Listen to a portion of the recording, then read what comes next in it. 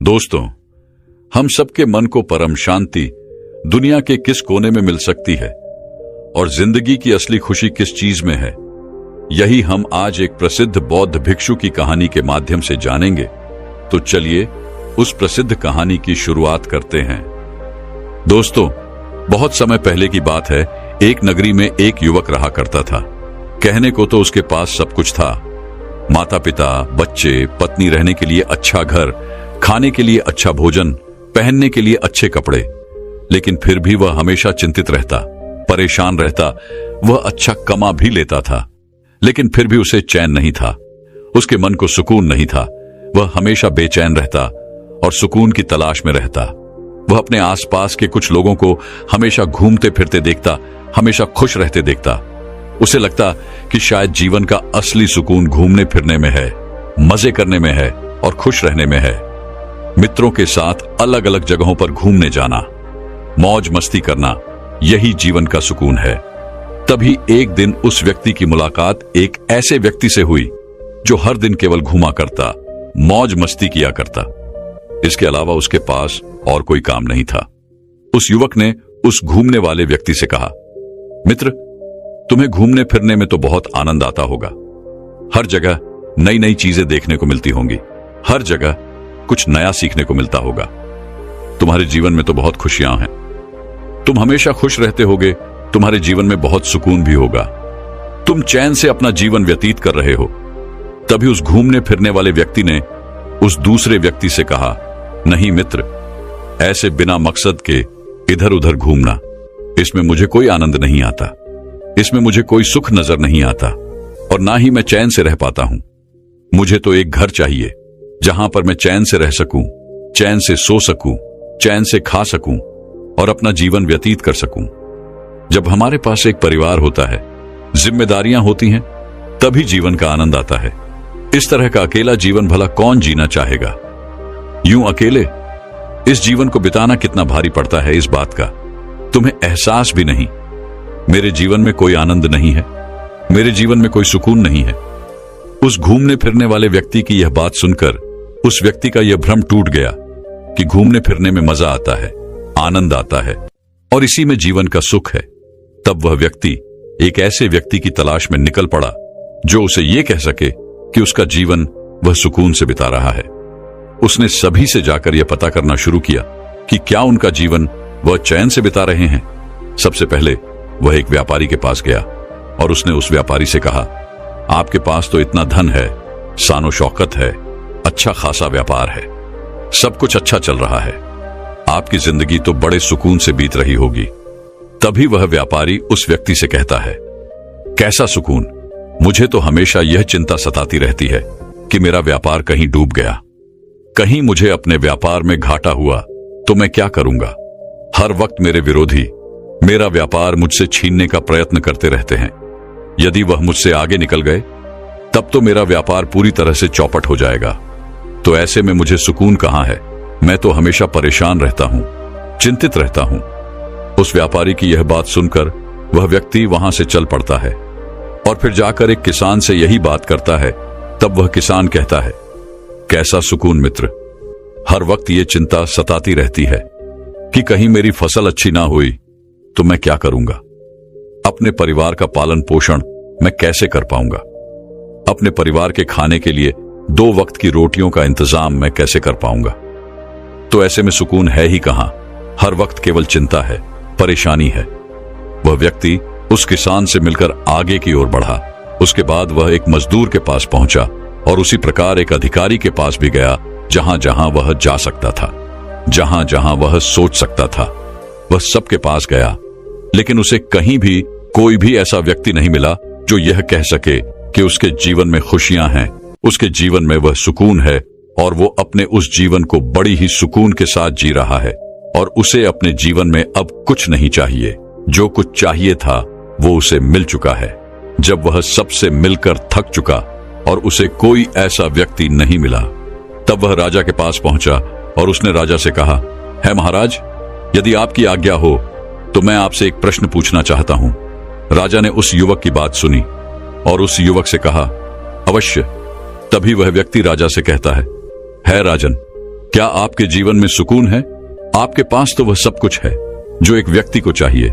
धन, दौलत, ऐश्वर्य, वैभव, शान शौकत। आपके पास तो किसी चीज की कोई कमी नहीं है। जो चीज आपको चाहिए वह आपको तुरंत मिल जाती है। और मुझे लगता है कि आप ही वो हैं जो अपने जीवन को सुकून के साथ जी रहे होंगे।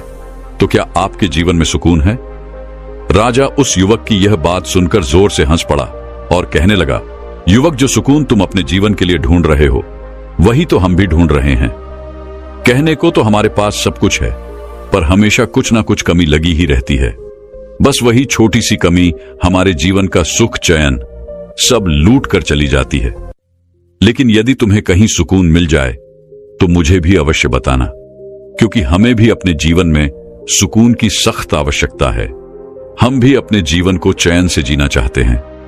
राजा की यह बात सुनकर वह युवक निराश होकर वापस घर की ओर लौट रहा था और उसे यह भी यकीन हो चुका था कि किसी भी मनुष्य के जीवन में कभी भी सुकून जैसी कोई चीज नहीं हो सकती।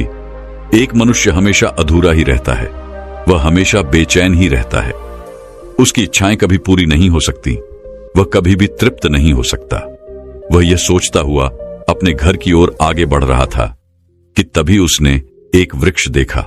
वह वृक्ष उसे अति सुंदर लग रहा था, जिस कारण वह वहीं पर बैठ गया और मन ही मन यह बड़बड़ा रहा था कि इस दुनिया में कोई सुखी नहीं है। हर कोई अपनी अपनी समस्याओं से परेशान है। किसी को किसी चीज की कमी है तो किसी के पास सब कुछ होते हुए भी वह अपने मन से, अपने इच्छाओं से परेशान है। तभी अचानक पीछे से एक आवाज आई और जब उस व्यक्ति ने पीछे मुड़कर देखा तो वहां पर एक साधु खड़े थे। वह साधु उस व्यक्ति से कहते हैं, बेटा, बहुत जोरों की भूख लगी है, क्या कुछ भोजन मिलेगा? तभी वह युवक उन साधु से कहता है महाराज, आप जितना कहेंगे मैं आपको उतना भोजन दूंगा, लेकिन उससे पहले आपको मेरे एक सवाल का जवाब देना होगा। उन साधु ने कहा, पूछो, तुम क्या जानना चाहते हो? तभी वह युवक उन साधु से कहता है महाराज, मैं तो बस इतना जानना चाहता हूं कि क्या इस सृष्टि में कोई ऐसा व्यक्ति है जिसके जीवन में सुकून है? मैंने बहुत तलाश की, मैंने कई लोगों से बात की, उनके बारे में जाना, उनके जीवन के बारे में जाना, लेकिन हर कोई एक ही बात कहता है कि वह अपनी कुछ ना कुछ समस्याओं से हमेशा परेशान ही रहते हैं। उन्हें एक पल के लिए चैन नहीं है। यहां तक कि मैं राज्य के राजा के पास भी गया था, उन्होंने भी यही बात कही कि किसी न किसी चीज की कमी के कारण हमेशा मन बेचैन रहता है, इसे एक पल के लिए चैन नहीं रहता। तभी वह साथ उस युवक की इस बात का जवाब देते हुए कहते हैं, बेटा, तुम गलत खोज रहे हो। इस सृष्टि में जितने भी व्यक्ति हैं सभी के पास सुकून है। यह बात सुनकर वह व्यक्ति चौंक उठा और उन साधु से कहता है, यह आप क्या कह रहे हैं? मैंने हर जगह खोजबीन की, हर जगह लोगों से पूछताछ की, लेकिन किसी ने भी यह नहीं कहा कि वो अपना जीवन सुकून से बिता रहा है। और दूसरों की बात क्या करना, मैं तो खुद अपने जीवन में किसी न किसी इच्छाओं को लेकर, किसी न किसी परिस्थितियों को लेकर हमेशा चिंतित ही रहता हूं। फिर भला आप ये कैसे कह सकते हैं कि सबकी जिंदगी चैन से भरी हुई है, सभी के जीवन में सुकून है? तभी वह साधु उस युवक की इस बात का जवाब देते हुए कहते हैं, बेटा, जिस सुकून की तलाश तुम कर रहे हो वह सभी के जीवन में है। बस फर्क इतना है कि हम मनुष्य हमेशा उन चीजों के पीछे भागते रहते हैं जो हमारे पास नहीं होती। तभी वह युवक उन साधु से कहता है महाराज, आप क्या कहना चाहते हैं? मुझे आपकी बात समझ नहीं आई, कृपया आप इसे साफ स्पष्ट तौर पर समझाइए। तभी वह साधु उस युवक से कहते हैं, बेटा, तुम्हारे पास भी सब कुछ है, अच्छा घर है, खाने के लिए अच्छा भोजन है, अच्छे कपड़े हैं, माता पिता, पत्नी, बच्चे, तुम्हारा परिवार भला फुला हुआ है, लेकिन तुमको अपनी इच्छाओं की पूर्ति करनी है। जैसे कि अभी तुम यह जानना चाहते हो कि क्या किसी के जीवन में सुकून है। यह तुम्हारी इच्छा तुम्हें यहां वहां दौड़ा रही है, तुम्हें इधर उधर नचा रही है, और इसी एक इच्छा ने तुम्हारे मन की बेचैनी बढ़ा दी है, जिस कारण जो सुकून तुम्हारे पास होना चाहिए था वह अब नहीं है। तभी वह युवक उन साधु से कहता है महाराज, मुझे आपकी बात अभी भी समझ नहीं आई, आखिर आप क्या कहना चाहते हैं? तभी वह साधु उस व्यक्ति से कहते हैं, बेटा, किसी भी व्यक्ति को सुख कब मिलता है, उसके मन को चैन कब आता है? तभी वह युवक उन साधु की इस बात का जवाब देते हुए कहता है महाराज, जब किसी मनुष्य की कोई इच्छा पूरी हो जाए, जब वह कोई चीज चाह रहा हो और उसे वे मिल जाए, तो उसका मन अति प्रसन्न होता है, और जब वह उस चीज को पा लेता है तभी उसे चैन मिलता है। तभी वह साधु उस व्यक्ति से कहते हैं, तुमने बिल्कुल ठीक कहा, लेकिन मेरी एक बात याद रखना कि इच्छाएं कभी भी हमें सुकून वे चैन नहीं दे सकती, चाहे तुम अपनी कितनी भी बड़ी इच्छाओं की पूर्ति क्यों ना कर लो। ये तुम्हारे पास जो चैन है, जो तुम्हारे पास सुख है, यह भी तुमसे छीन लेती है। तभी वह युवक उन साधु से कहता है महाराज, तब क्या हमें अपनी इच्छाओं की पूर्ति नहीं करनी चाहिए? क्या हमें सुख के पीछे नहीं भागना चाहिए? तभी वह गुरु उस व्यक्ति से कहते हैं, बेटा, मैं ऐसा नहीं कह रहा कि तुम्हें अपनी इच्छाओं की पूर्ति नहीं करनी चाहिए, लेकिन जिस चैन की तलाश में तुम हो, जिस सुकून की तलाश में तुम हो, यह सभी के पास है। यह मिलता नहीं है, यह तो सबके पास ही है।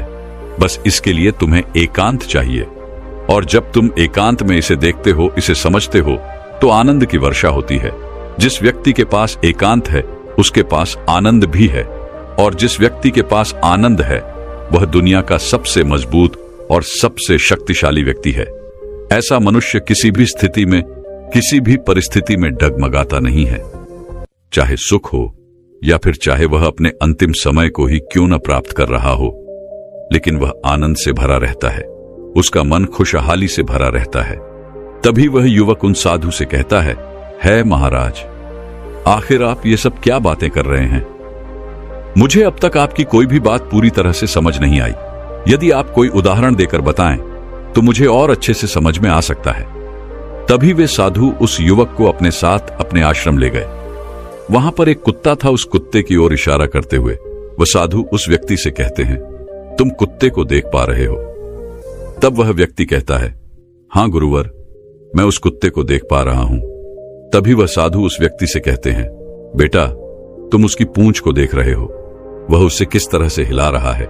इस पर वह व्यक्ति कहता है, हां महाराज, मैं देख रहा हूं कि वह अपने पूंछ को किस तरह से हिला रहा है। तभी वह साधु उस युवक से कहते हैं, बेटा, एक कुत्ते के लिए अपनी उस पूंछ को हिलाना ही उसके लिए सबसे बड़ा सुख है, उसका सबसे बड़ा आराम है, और वह उसके लिए बहुत खास है, और वही उसके लिए सबसे बड़ा चयन। तभी वह व्यक्ति उन साधु से कहता है महाराज, पर इससे क्या अर्थ निकलता है? आखिर वह एक कुत्ता है और उसे अपनी पूंछ हिलानी पसंद है, तो इससे सुख और चैन का क्या लेना देना? तभी वह साधु उस व्यक्ति से कहते हैं, तुम यहीं पर रुको, मैं तुम्हें अभी दिखाता हूं। इतना कहकर उन साधु ने उस कुत्ते की पूंछ पकड़कर उस कुत्ते के सामने दिखानी शुरू कर दी। उस कुत्ते ने जैसे ही अपनी पूंछ देखी, वह उसे पकड़ने के लिए गोल गोल भागना शुरू कर देता है, लेकिन वह अपनी उस पूंछ को पकड़ नहीं पाता। भागते भागते वह गिर जाता है, लेकिन फिर उठकर अपनी उस पूंछ को पकड़ने के लिए वह गोल गोल भागना शुरू कर देता है। इस प्रकार वह लगातार कोशिश कर करके थक जाता है और परेशान होकर फिर वह चुपचाप बैठ जाता है। यह सारा दृश्य वह युवक और वह साधु चुपचाप खड़े होकर देख रहे थे। तभी साधु उस युवक से कहते हैं, बेटा, तुमने देखा, हमारे पास भी सुकून ऐसा ही रहता है जैसे कि उस कुत्ते की पूंछ। जिस तरह वह कुत्ता अपनी पूंछ को पकड़ने के लिए गोल गोल भाग रहा था, ठीक उसी प्रकार हम भी अपने जीवन में सुख, चैन और सुकून को पाने के लिए जीवन भर भागते ही रहते हैं। हमारे पास जो है, हम उसी को ढूंढते रहते हैं। तभी वह युवक उन साधु से कहता है महाराज, मुझे आपकी बात अब कुछ कुछ समझ में आ रही है, लेकिन अभी भी मैं साफ और स्पष्ट तौर पर आपकी बातों को समझ नहीं पा रहा। अगर आप मुझे मेरा सुकून दिखाएंगे ही नहीं, तो मुझे भला कैसे समझ में आएगा कि मैं किस चीज को लेकर चिंतित हूं और मैं किस सुकून के पीछे भाग रहा हूं। तभी वह साधु उस युवक को लेकर एक तालाब किनारे पहुंचा, जहां एकांत था। चारों तरफ हरियाली थी, पेड़ पौधे लगे हुए थे। तभी वह साधु एक पेड़ की छाया में जाकर आंखें बंद करके बैठ जाते हैं। यह देखकर वह युवक यह सोचता है कि शायद अब वह गुरुवर मुझे मेरा सुकून दिखाने जा रहे हैं। अब वह कोई ऐसा चमत्कार करेंगे जिससे मैं यह समझ जाऊंगा कि मैं कौन से सुकून के पीछे भाग रहा हूं। वे साधु ध्यान में लीन हो गए और वह व्यक्ति चुपचाप वहीं पर खड़ा होकर किसी चमत्कार का इंतजार करने लगा, लेकिन देखते ही देखते काफी समय बीत गया और अब तक कुछ भी नहीं हुआ था। और अब उसका मन विचलित होने लगा। उसके मन का जो चैन था वह खोने लगा। वह क्रोधित होने लगा। उसने यह सोचा कि मैं आखिर कब से यहां पर खड़ा हूं और यह साधु बैठकर आंखें बंद करके मजे से पेड़ की छाया ले रहे हैं। उसने उन गुरुवर से कहा, है गुरुवर, आप ये क्या कर रहे हैं और आप आंखें बंद करके क्यों बैठे हैं? आपने तो यह भी नहीं बताया कि आप मुझे यहां पर क्यों लाए हैं। जब आप मुझे यहां पर लाए थे तो मुझे लग रहा था कि अब मैं अपने आप को जान पाऊंगा। मैं किस चीज के पीछे भाग रहा हूं, मेरा सुकून किस में है, मैं ये देख पाऊंगा। लेकिन आप तो यहां पर आकर खुद ही पेड़ की छाया में बैठकर आंखें बंद करके पता नहीं किस चीज का आनंद ले रहे हैं। लेकिन वह साधु कुछ नहीं कहते, उस युवक की किसी बात का जवाब नहीं देते। यह देखकर वह युवक अत्यधिक क्रोधित होता है और उनसे न जाने क्या क्या कहने लगता है। इधर उधर टहल कर आता है, इस इंतजार में कि अब वह साधु आंखें खोलेंगे और उसके सवालों का जवाब देंगे। लेकिन देखते ही देखते समय बीतता जा रहा था और काफी समय के बाद अब उस व्यक्ति को प्यास लग चुकी थी। उसने पासी के तालाब से पानी पिया और एक पेड़ की छाया में जाकर वह बैठ गया। काफी देर के बाद भी जब उन साधु ने अपनी आंखें नहीं खोली तो उसे बैठा नहीं रहा गया। वह वहीं पर लेट गया, आकाश की ओर देखने लगा और उसने यह भी उम्मीद छोड़ दी थी वे साधु उसके किसी भी सवाल का कोई जवाब देंगे। वह चुपचाप होकर केवल लेटा रहा। तभी अचानक कुछ समय बाद उसे कुछ आवाजें सुनाई देने लगी। पक्षियों की आवाज, जानवरों की आवाज, पानी की आवाज, हवाओं के बहने की आवाज, जिसे सुनकर उसे बड़ा आनंद आ रहा था। उसे बड़ा चैन मिल रहा था। यह सुनते सुनते उसका मन पूरी तरह से शांत हो गया और उसे नींद आ गई। कुछ समय बाद जब उसने आंखें खोली तो उसने देखा कि वह साधु उसके पास ही खड़े हैं और उठते ही उस युवक ने उन साधु से कहा, है महाराज, आपने तो मुझे मेरा सुकून दिखाया ही नहीं। मैं इतनी देर से परेशान हो रहा था, लेकिन आप हैं कि आंखें खोलने का नाम ही नहीं ले रहे थे। तभी वह गुरु उस व्यक्ति से कहते हैं, बेटा, तुम अब परेशान हो रहे हो, लेकिन क्या इसके पहले तुम्हें आनंद की अनुभूति नहीं हुई? क्या तुम्हें वे सुख, वे चैन, वे सुकून नहीं महसूस हुआ? तभी वह युवक उन साधु से कहता है महाराज, आप सही कह रहे हैं। जब मैं लेटा हुआ था तब मुझे बड़ा ही चैन मिल रहा था। मेरा मन बिल्कुल शांत था और मुझे आनंद की अनुभूति हो रही थी। तभी वह साधु उस युवक से कहते हैं, बेटा, इसे ही तो सुकून कहते हैं। लेकिन जिस सुकून को तुमने महसूस किया यह केवल बाहर की ओर ही दिखाई पड़ता है और इस समय बाहर एकांत ही था। तुम्हारा शरीर थक चुका था, तुम और कुछ नहीं कहना चाहते थे, तुम आराम करना चाहते थे। तुम्हारा मन अब और कुछ नहीं सोचता था, जिस कारण तुमने उस आनंद को महसूस किया जो हमेशा हमें केवल एकांत में ही मिलता है। लेकिन जैसे ही तुम अपने नींद से बाहर आए, तुम्हारे मन में फिर वही सवाल खड़ा हो गया।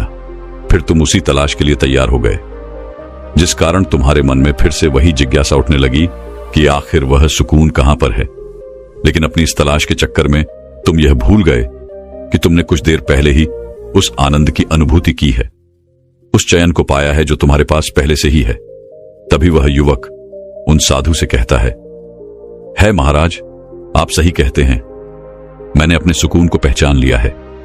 मैंने यह जान लिया है कि आखिर सुकून क्या होता है, आनंद क्या होता है, चयन क्या होता है और सुख किसे कहते हैं। लेकिन अब भी मेरा एक प्रश्न शेष है। तभी वह साधु उस व्यक्ति से कहते हैं, पूछो, अब क्या रह गया है? तभी वह युवक उन साधु से कहता है महाराज, आपने मुझे आनंद की अनुभूति तो करवा दी, लेकिन अब मैं यह जानना चाहता हूं, क्या इसके लिए मुझे अपना घर बार छोड़ना होगा? क्या मैं अपना हर कार्य छोड़कर किसी एकांत जगह पर या किसी तालाब के किनारे जाकर इस तरह से बैठा रहा हूं? इससे तो मेरा जीवन नहीं चलने वाला। और अगर ऐसा ही है तो फिर से मैं कभी भी उस आनंद की अनुभूति नहीं कर पाऊंगा। तभी वह साधु मुस्कुराने लगे और उस व्यक्ति से कहते हैं, बेटा, जिस आनंद की अनुभूति तुमने की थी वह तो केवल कुछ पलों का था और वह बाहर की ओर था और वह आनंद बाहर की परिस्थितियों पर निर्भर करता था। लेकिन जिस एकांत की तुमने अनुभूति की थी, यदि तुम उसे अपने भीतर की ओर उतार लो तो तुम हमेशा ही अपने उस सुकून को पा सकते हो, उस आनंद की अनुभूति कर सकते हो। उसके बाद तुम चाहे कहीं भी रहो, चाहे भीड़ में ही क्यों ना रहो, इस संसार के सारे कार्य करते हुए भी तुम हमेशा एकांत में रहोगे, सुकून से रहोगे, तब तुम जो भी करना चाहोगे वह तुम अवश्य कर पाओगे। क्योंकि जिस काम में आनंद होता है, सुकून होता है, एकांत में जो भी कार्य किया जाता है वह हमेशा सफल होता है। तभी वह व्यक्ति उन साधु से कहता है महाराज, पर भीतर की ओर कैसे उतरा जाता है? मैं भीतर की ओर अपने इस आनंद की अनुभूति को कैसे प्राप्त कर सकता हूं? तभी वह साधु उस व्यक्ति से कहते हैं, बेटा, इसका केवल एक ही मार्ग है और वह है ध्यान। ध्यान करके तुम अपने भीतर की ओर उतार सकते हो, अपने आप को और अच्छी तरह से जान सकते हो, पहचान सकते हो, अपने आनंद की अनुभूति भी कर सकते हो। मन के एकांत पर ध्यान दो, भीड़ का हिस्सा मत बनो, अपने शरीर की ऊर्जा को व्यर्थ न जाया करो, बल्कि इसका इस्तेमाल शांत रहकर, एकांत रहकर अपने भीतर उतरने में अपना पूरा ध्यान लगाओ। जब तुम एकांत में रहोगे तब तुम्हें तुम्हारी हर समस्या का समाधान भी मिल जाएगा और तुम्हारा काम सफल होगा, क्योंकि तुम हर काम को अपने पूरी लगन और मेहनत से कर पाओगे। और यदि तुम किसी लक्ष्य को पाना चाहते हो तो यही ध्यान तुम्हें तुम्हारे लक्ष्य तक पहुंचाने में तुम्हारी मदद भी करेगा। तुम जीवन की उन हर सफलताओं को हासिल कर सकोगे जो तुम चाहते हो। इतना कहकर वह साधु शांत हो गए और वह व्यक्ति उन साधु को प्रणाम करके कहता है महाराज, मुझे आपकी सारी बातें अच्छी तरह से समझ में आ चुकी हैं। इतना कहकर युवक अपने घर की ओर लौट आया। तो दर्शकों, चलिए अब विश्व की सर्वश्रेष्ठ अगली कहानी की शुरुआत करते हैं। ये कहानी बहुत पहले की है। एक नगरी में एक व्यक्ति रहा करता था जिसका इस संसार से मन भर चुका था, जो इस संसार की मोह माया को त्याग देना चाहता था। उसने एक दिन फैसला किया, इस जीवन की हर मोह माया को त्याग देगा। उसने अपना मन बना लिया था। उस व्यक्ति ने सन्यासियों का जीवन देखा था और उसने ये तय कर लिया था कि वह भी अब एक सन्यासी बनेगा। वह तुरंत ही अपने घर से निकलकर वो तुरंत ही पास में रह रहे एक बौद्ध भिक्षु के पास जाता है और उनसे कहता है कि मुझे एक सन्यासी जीवन जीना है। मैं अब इस संसार की वह माया को त्याग देना चाहता हूं। मुझे सन्यासी का जीवन जीना है। इस पर वह बौद्ध भिक्षु उस व्यक्ति से कहते हैं, क्या तुम सच में एक सन्यासी जीवन जीना चाहते हो? क्या तुमने यह तय कर लिया है कि तुम्हें अब सन्यासी बनना है? इस पर वह व्यक्ति उन बौद्ध भिक्षु के सवाल का जवाब देते हुए कहता है, जी बिल्कुल, मैंने यह तय कर लिया है। मुझे इस संसार की मोह माया को त्यागना है। उस व्यक्ति की इस बात को सुनकर वो बौद्ध भिक्षु कहते हैं, तो ठीक है, लेकिन तुम्हें मेरी एक बात माननी होगी। उस पर वह व्यक्ति कहता है कि मैं आपकी सारी बातें मानने के लिए तैयार हूं। वह बौद्ध भिक्षु कहते हैं, तो ठीक है, आज के बाद तुम मुझसे कभी नहीं मिलोगे। जब मुझे लगेगा और मुझे कोई जरूरत होगी तो मैं तुम्हें खुद ही बुला लूंगा। हमारे आश्रम में 1000 से ज्यादा सन्यासी रहते हैं। तुम्हें भी उन्हीं की तरह रहना होगा, उन्हीं की तरह खाना होगा, उन्हीं की तरह पीना और उन्हीं की तरह वस्त्र पहनने होंगे। और जैसा वो जीवन जी रहे हैं, ठीक उसी प्रकार का जीवन तुम्हें भी जीना होगा। इस पर वह व्यक्ति कहता है कि ठीक है गुरुवार, मैं तैयार हूं।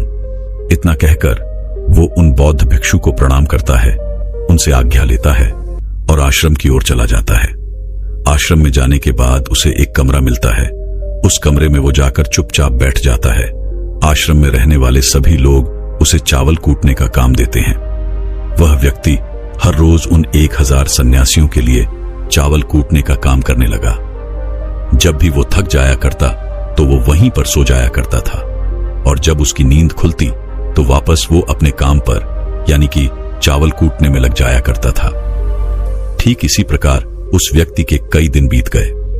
उसे लगता था कि जब भी गुरुदेव को उसकी जरूरत होगी तो वो उसे खुद ही बुला लेंगे। उसे ये सोचने की जरूरत नहीं है कि उसे गुरुवर से मिलना चाहिए और इसी इंतजार में वो व्यक्ति इसी तरह से रहने लग जाता है। वह सुबह से शाम तक केवल चावल कूटने का ही काम करता रहता था, क्योंकि गुरु के कहे अनुसार उसने इसी काम को चुना था और उसे यही काम करने को कहा गया था।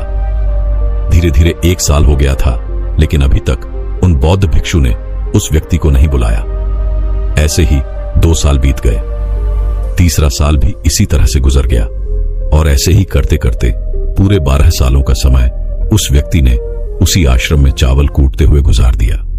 अभी तक उन बौद्ध भिक्षु ने उस व्यक्ति को कभी नहीं बुलाया, लेकिन इस वक्त के दौरान उस व्यक्ति के मन में अब कोई विचार नहीं रह गए थे, ना ही कोई अड़चने, ना ही कोई समस्या।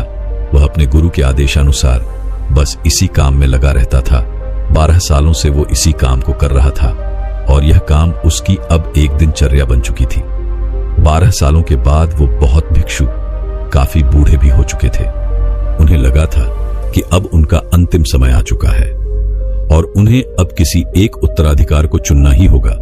इसलिए उन्होंने आश्रम में घोषणा करवा दी कि जो कोई भी मेरा उत्तराधिकार बनना चाहता है वो अंधेरी रात में मेरे कमरे की बाहरी दीवार पर 4 पंक्तियां लिखकर जाएगा और उन पंक्तियों में उसे ये बताना होगा कि इस जीवन को जीने का सही तरीका क्या है, इस जीवन को किस तरह से जीना सही है। इस जीवन का सत्य लिखना होगा, लेकिन एक बात याद रखना कि उसे यह खुद से ही लिखना होगा और खुद के जीवन का अनुभव बताना होगा। जो भी यह बताने में सफल हो जाएगा वही असली उत्तराधिकारी बन पाएगा। यूं तो उस आश्रम में रहने वाले सभी उन बौद्ध भिक्षु को बहुत माना करते थे, उनका आदर किया करते थे, लेकिन इस तरह से कोई भी उन्हें धोखा नहीं देना चाहता था। उन बौद्ध भिक्षु के सामने खुद को एक सही और सफल उत्तराधिकार साबित करना बहुत ही मुश्किल था।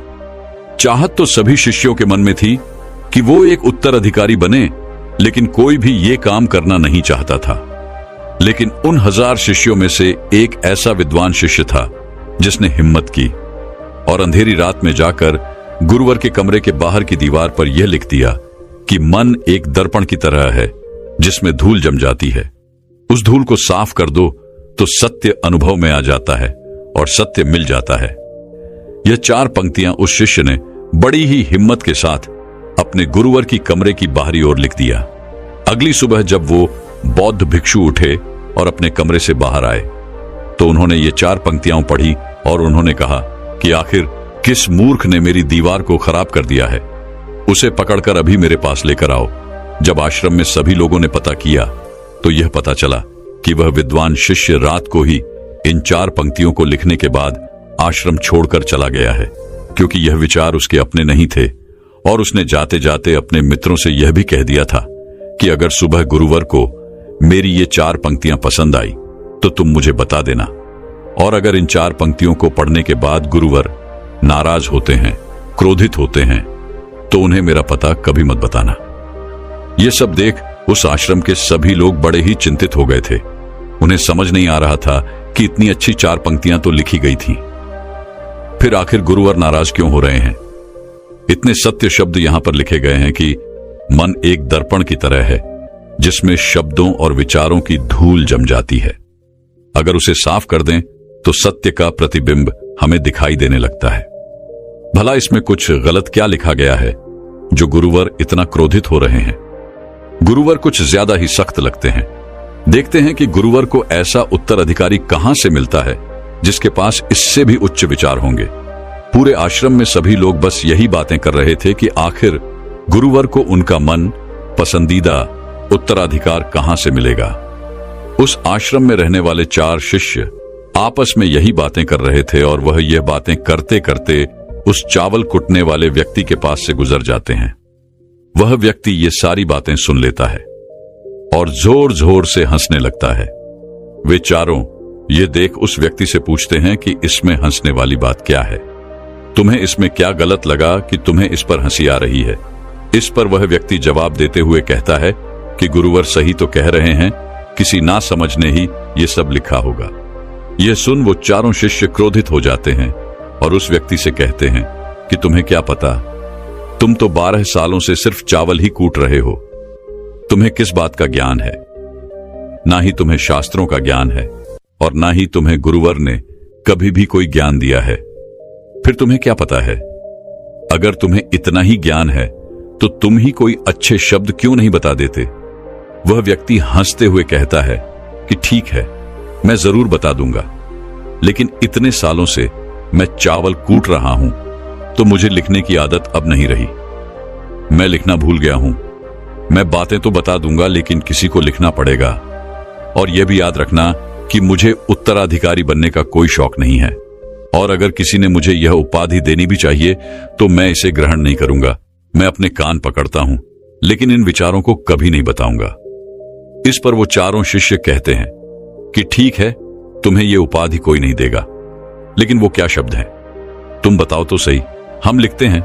इस पर वह व्यक्ति कहता है कि अच्छा ठीक है, तब लिखो जो मैं कह रहा हूं। कैसा दर्पण, कैसी धूल। ना कोई दर्पण ना कोई धूल।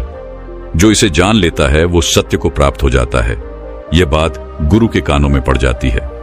आधी रात को वह गुरु व उस चावल कूटने वाले व्यक्ति के पास आते हैं और उसे कहते हैं कि तुम यहां से चले जाओ, वरना यहां पर रहने वाले आश्रम के सभी 1000 लोग तुम्हें छोड़ेंगे नहीं। ये मेरा चोगा ले लो। तुम मेरा उत्तराधिकारी बनना चाहो या फिर ना चाहो, इससे कोई फर्क नहीं पड़ता कि तुम उत्तराधिकारी बनो या ना बनो, लेकिन जो शब्द तुमने कहे थे वही शब्द असली सत्य है और जीवन के अनुभव को दर्शाते हैं। इसलिए मन ही मन मैंने तुम्हें अपना उत्तराधिकारी मान लिया है। और अगर यह बातें इन 1000 आश्रम के लोगों तक पहुंच जाएगी तो फिर ये लोग तुम्हें छोड़ेंगे नहीं। ये लोग बर्दाश्त नहीं कर पाएंगे कि एक चावल कुटने वाला व्यक्ति उत्तराधिकारी भला कैसे बन सकता है, जिसे शास्त्रों का भी कोई ज्ञान नहीं है। वह भला कैसे सत्य को प्राप्त कर सकता है? वह भला आत्मज्ञान को कैसे प्राप्त कर सकता है? और यहां पर शास्त्र जाने वाले सभी लोग सिर्फ सर पीटते रह जाएंगे। इसलिए तुम यहां से चले जाओ और कहीं और अपनी दुनिया बनाओ। इस पर महात्मा बुद्ध ने भी अपने एक शिष्य से कहा था कि जब तुम्हारे मन के सारे विचार शांत हो जाएंगे, तुम्हारे भीतर विचार आना बंद हो जाएंगे, उस दिन तुम्हें सत्य का अनुभव हो जाएगा। तुम सत्य का अनुभव करोगे और खुद को और इस ब्रह्मांड को भी समझ पाओगे। और यही बुद्धत्व प्राप्ति का पहला कदम है। मन को शांत करने का पहला तरीका जो बोध ग्रंथों में बताया गया है वह है खुद के विचारों पर काम करना। इन्हें अच्छे से समझना कि आखिर आपके अंदर कौन से विचार उत्पन्न हो रहे हैं, आपके अंदर आखिर क्या चल रहा है। इन्हें अच्छी तरह से और जागरूकता के साथ समझने की कोशिश करना, न कि अपने विचारों को दबाने की कोशिश करना। अगर आप अपने मन के विचारों को दबाने की कोशिश करते हैं तो यह गलत होगा, जिसकी वजह से मन और भी तेजी से भटकने लगेगा और बार बार भटकेगा। लेकिन जब भी आपको ऐसा लगने लगे कि आपका मन और भी तेजी से भटक रहा है, तो तब तुरंत उस पर ध्यान देना शुरू कर दें। उसको जागरूकता के साथ देखें, अपने विचारों पर ध्यान दें और उनका निरीक्षण करना शुरू कर दें। निरंतर प्रयासों के बाद आप यह पाएंगे कि आपके अंदर विचारों को जागरूक होकर देखने की एक आदत सी लग गई है। लेकिन उसी के साथ में आप यह भी देख पाएंगे कि आपके मन में बुरे विचार अत्यधिक उत्पन्न हो रहे हैं। आपके मन में जो भी विचार उत्पन्न हो रहे हैं वो सकारात्मक भी हो सकते हैं और नकारात्मक भी हो सकते हैं। उनसे आपको कोई भी छेड़खानी बिल्कुल नहीं करनी है। बस आपको अपने प्रयास पर काम करते रहना है। निरंतर जागरूकता के साथ अपने विचारों पर ध्यान देते रहना है। अगर आप इस प्रयास को लगातार करते हैं तो एक समय ऐसा भी आएगा जब आप अपने विचारों को आसानी से समझ पाएंगे, उन्हें नियंत्रित कर पाएंगे और उन पर विराम भी लगा पाएंगे। और तब आप अपने आने वाले कल या फिर बीते हुए कल में नहीं बल्कि वर्तमान में जीना भी सीख जाएंगे। और इसीलिए आपको अपने ध्यान को केंद्रित करने की आवश्यकता है, अपने विचारों पर ध्यान देने की आवश्यकता है, जिससे आज आपके पास जो कुछ भी है वह चाहे कुछ भी हो सकता है, आप उसी में खुश रहना सीख जाएंगे।